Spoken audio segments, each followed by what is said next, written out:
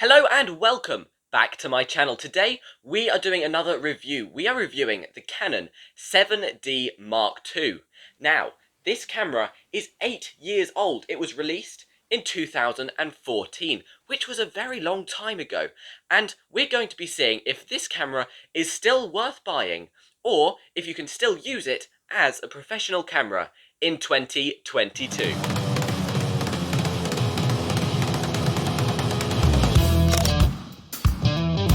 So we're just going to start off with some of the facts about this camera. Now, if you're looking to buy this camera, I'm sure you've researched the camera and you know all about the specs. I know I did. But we're just going to talk about them briefly right now. It is a weather-sealed magnesium body. That means it's very durable. It's built like a tank, but it's 820 grams. It is quite heavy. That's almost a kilogram of weight. The camera has 65 autofocus points. That means there is lots of autofocus points covering almost the entire display of the camera. And if that wasn't enough, the camera has awesome tracking abilities. The camera can track fast-moving objects really well, and there's lots of cases, so you can do different types of tracking.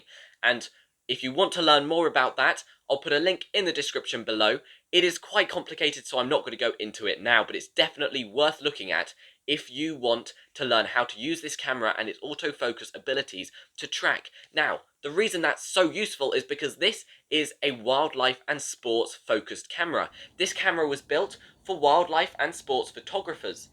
It has lots of abilities that makes it perfect for this, such as the tracking ability, but also the incredibly high burst mode. This camera can do 10 frames per second, and I would argue it's a little bit more. Some people say 11. I've even heard people say 14 before. I believe that's if you use the LCD screen at the back. As a wildlife photographer, I have found it extremely useful to be able to get all of those shots in a very small amount of time. Say a bird is taking flight and you want to capture every small detail because not all of them will look like a great photo, but maybe you want to get the bird while it's got its wings up. That photo is very difficult to get if you've got a low burst speed, whereas if you can just get every frame, then it means you're much more likely to get that photo. And I'm just going to press pause on this video for a second to tell you about the new things I've started. I started a Patreon. Here are just a few benefits of the Patreon. You get shoutouts, you get to chat with the community and me and ask me questions. You get behind the scenes footage, you can get free photo downloads, and you also get a mug if you join one of the premium plans. And I've started a shop. If you want to buy prints or canvases for your walls, all of my best photos are in this shop. The link is in the description below, so I'd love it if you would go and check that out. So now, let's carry on with the video. This camera also has dual card spots. There is 2 cards which you can put in the side of the camera. There is an SD card and there is a CF card.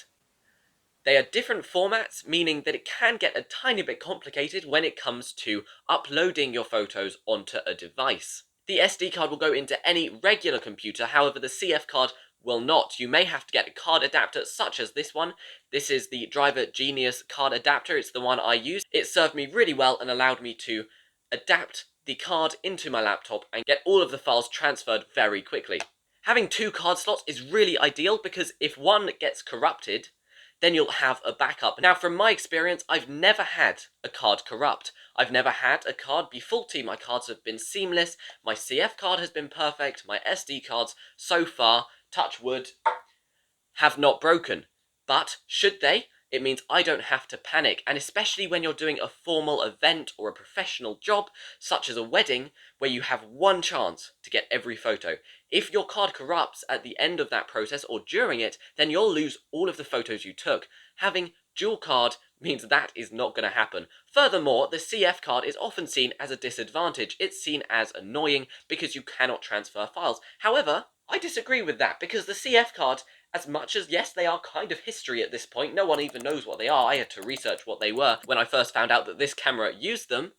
They are incredibly quick. The CF card, often still used in cinematography, in films, video cameras.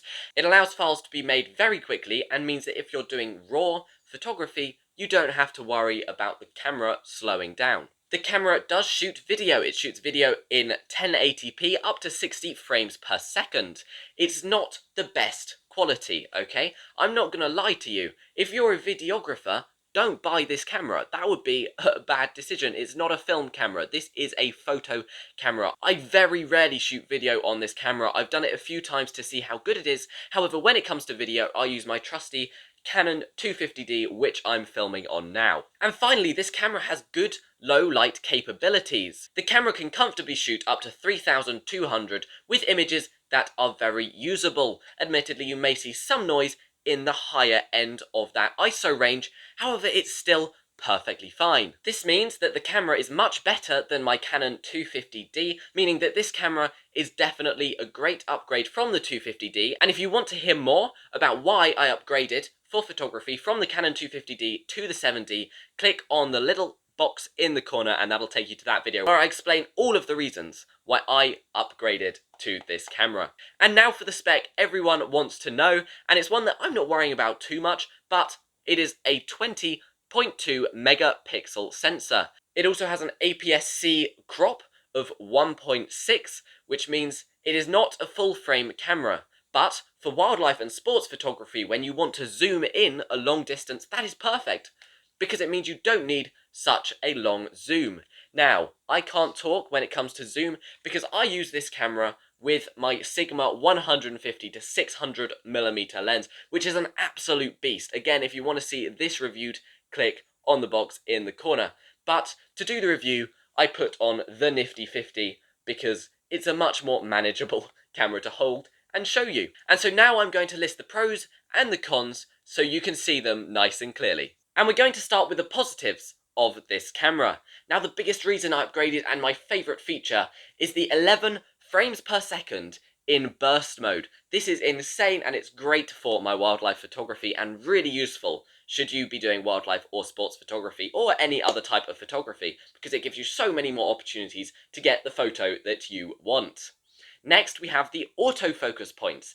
There is 65 of them, they cover almost the entire screen, and the tracking of this autofocus is incredible. Again, great for fast-moving subjects in wildlife and sports. Next, we have the weather-sealed body. This is great because it means I don't have to worry or stress when I'm out in rough conditions. I can take the camera out, and as long as I don't drop it in a lake or get it struck by lightning, it should be fine.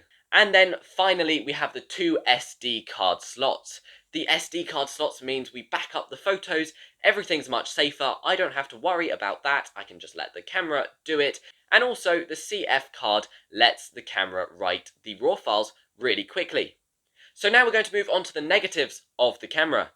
The camera only shoots video at 1080p. Even in 2014, this was a bit of a disappointment, and now with video and creators going further and further beyond professional, 1080p video is not really acceptable in a professional camera body. The camera does have a CF card slot. Now, obviously, I've said the positives of this slot. However, it can be inconvenient and not everyone wants to buy an adapter, which means that it is slightly unideal and 2 SD card slots may be a better option. The camera's low light capabilities, as much as they are better than any enthusiast camera as far as professional cameras go, they are not necessarily the best. The camera is also 8 years old. Now, this doesn't mean that the quality and what the camera can do are really, really good and you can still get awesome photos with it.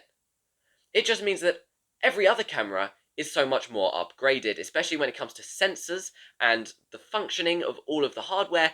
It has evolved in 8 years, so modern day cameras may be faster and better. This camera, however, still functions perfectly, but it is 8 years old, and if you can afford a newer model, then that is advisable. And finally, it is big.